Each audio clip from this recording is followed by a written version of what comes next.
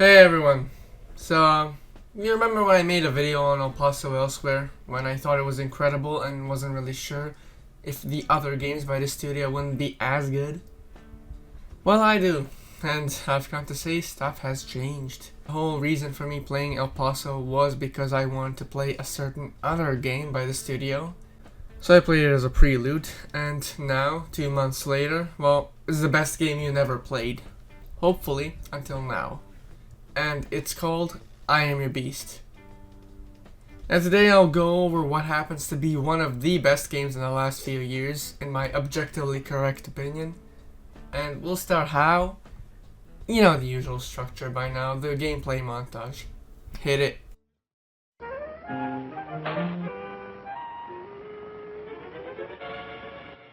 Find inner peace.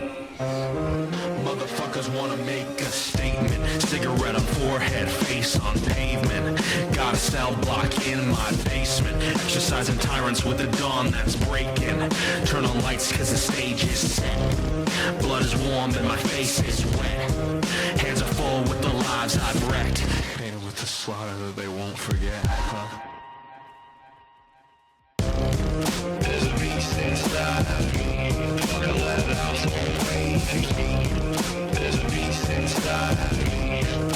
The beast inside of me. There's a beast inside of me. Fucking let it out away. There's a beast inside of me. What you doing about that beast inside?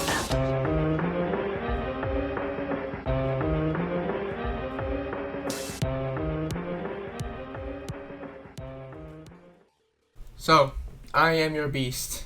I love this game. I fucking love this game. I'm immediately going to start off with the premise and story related stuff because this game's story is actually kind of cool. Nothing like incredible by storytelling standards, like it's not the next coming of Christ or anything like that. Hell, El Paso probably has a better story, but this game's story is peak just because of how cool it is. So before we begin, hit like, subscribe, share, follow Sam Lake on X, wash your dishes, and migrate to Germany. Oh yeah, and hit the bell. I am untethered and my rage knows no bounds!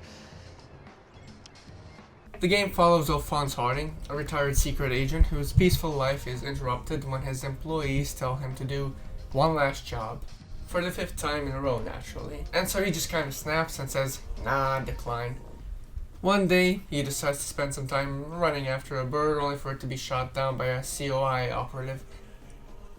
This ends up making Harding very mad, understandably, resulting in him waging a bloody and brutal one-man war against his former employers.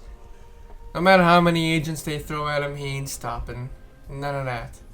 Alphonse in this story is someone who's just completely done with all of the BS they made him do. Fuck all this bullshit, what the fuck? So he really goes hog wild on them.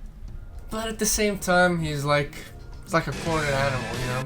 Because if he stops, then he's fucked, basically. In my opinion, it makes you question if he's at fault here. I mean, it kinda is, but, you know, at the same time, I kinda understand him. Kinda.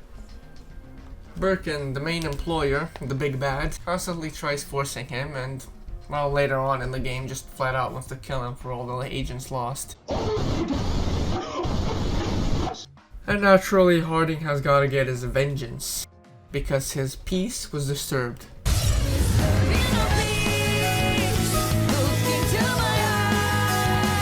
And the game's primarily set in the open wilderness, which gives it a cool vibe and a bit of an isolated feel, which matches Harding. Alphonse is a very flawed person, but man do I love him since the start. He is morally iffy, yes, but there's also Byron, which contacts Alphonse as a bit of a Hail Mary to tell him if he sees him, please spare him. He's got family, yada yada yada, which Por favor! ¡Llamen a la policía! is a cool touch because he ends up being very important. He helps out Alphonse, and by the end he helps Byron out. Really fucking good. Point being, Alphonse isn't stereotypical. I love him a lot. Now, this is epic. And now we get to the cream of the crop, the gameplay. Okay, so before the Beast game, I played Severed Steel, which was amazing, but at the start I felt a bit unk status. During the game I was saying, okay, this is way too fast for me, I don't like these sorts of games anymore, it seems. And I finished Severed Steel, and it was great because I got accustomed to it, but was highly debating on even going for this game. But thankfully this wasn't like Severed Steel. I think best I can compare it to when it comes to the impact is Neon White, which in my opinion, some of the most pristine shit imaginable. I mean, we're talking some gourmet shit. You know, where in this game I just constantly kept redoing levels until I got a satisfying grade. First several were S's and usually it was A rank overall. But I constantly kept redoing to get the A rank, and man oh man is it so addicting. It's Neon White in that sort of sense, but in the other sense it's just kill shit, do objectives, get to hatch and boom, it's over. Rinse and repeat. Improvisation is off the charts, you can take people's weapons, you can yeet random branches, knives and guns, not to mention plenty of hazards like the old red barrels and some hornets' nests. Combat is basically just Improv Simulator 2024, and god is it fun. There's also stealth in the game, which to me just felt whatever, because like, this is a fast moving game, maybe the first enemy you encounter you deal with stealthily, but onwards it's Clown Fiesta. Come to think of it, I forgot to mention the guns. The guns dropped by enemies usually only have like a few bullets to spare, which means you gotta constantly swap stuff out. I think that was a very good call by them, making you have to just constantly think about the ammo and swapping them out. That I love. I absolutely love. A bit of a comic book style in a way, and it looks very damn good. Makes the game feel very, I don't know how to describe it, but power fantasy because of the comic aesthetic. Again, I don't know if that makes sense. It's the cool contrast between nature and humans doing human things. As for the level designs, plenty of variety, but usually in the wilderness, and they tell a story a lot of the time. There's a lot of abandoned camps, a lot of camps about to be abandoned, hint hint wink wink. The hidden traps and bloodstains everywhere, I wonder why. Every setting feels lived in and like it's barely holding on, basically. Also, the levels themselves have no performance issues, besides the Byron level chopper lagging a bit, but by a little bit. Hell, the whole game runs like Kenyan, so that's saying something.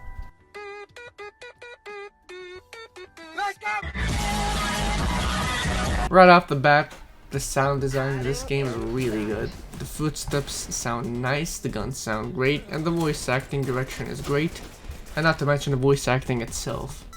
The actors all sound amazing, from the rando COI soldiers saying to each other to go take a piss break, to other major characters. Why would you do this for me? Because you're my friend, babe. Take my hand. Okay. Got a long walk ahead of us. Ow. I saw him walk through fire. I don't know how I'm still here.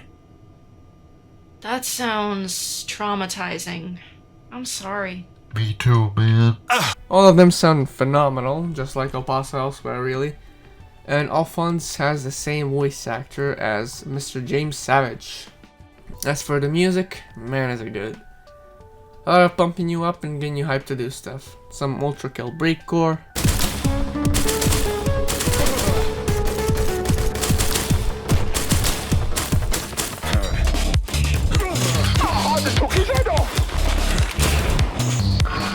Some El Paso rap. Our contract was good, that betrayal's theoretical. Cold sweat nightmare, red radical. Now the bodies around me, say your words not worth shit. Call your favorite agents, I'ma teach you to quit. There's a beast inside me. There's a beast inside me. It was a really good OST, and to be honest, better than El Paso, because it's not limited to primarily lo-fi or rap. The music mirrors the game's highs and lows, to be honest. There's some ambience here and there, and then boom, they hit you with the final level OST. Jesse, what the fuck are you talking about? Some stuff I should mention before finishing this bad boy up. So, the levels go by really quick, yes. And since that is a thing, there'll be plenty of replayability. Hell, I even said that at the start. Getting better grades with better time saves. Having everything flow very well. Easter eggs also exist, bonus sub-objectives also exist, and after beating the game you even have challenge modes with extra levels, an extra support group campaign, which was the only one I finished and was incredible, and a very, very, very hard mode called Cold Sweat. I tried Limbo for like 15 times and it just, yeah, it's rough. But I can definitely see myself invest time into it. Not yet though, since I got other shit to do. So, in conclusion, this game to me was definitely the best game of 2025 so far that I played, and really lived up to the hype. It followed up El Paso extremely well, and I really don't got any issues with it. IGN gave it a 7. Feel free to dogpile on IGN again, but what I'm gonna give, and obviously I'm much more respectable than IGN, so I give it a very, very, very deserved 9.8 out of 10. Such a godsend of a game, man. I think this right here might even be top 3 indie games for me, but I don't know. It sure shit is in the upper echelon of the good stuff. Woo!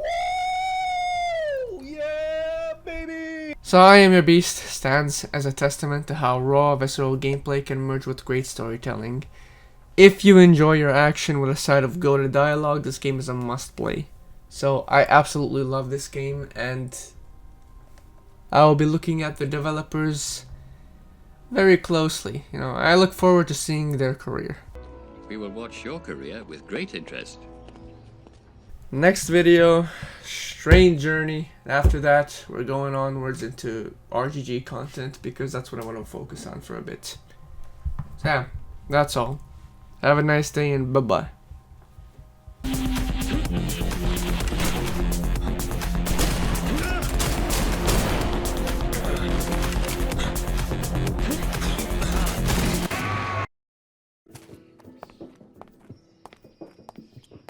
Bye-bye.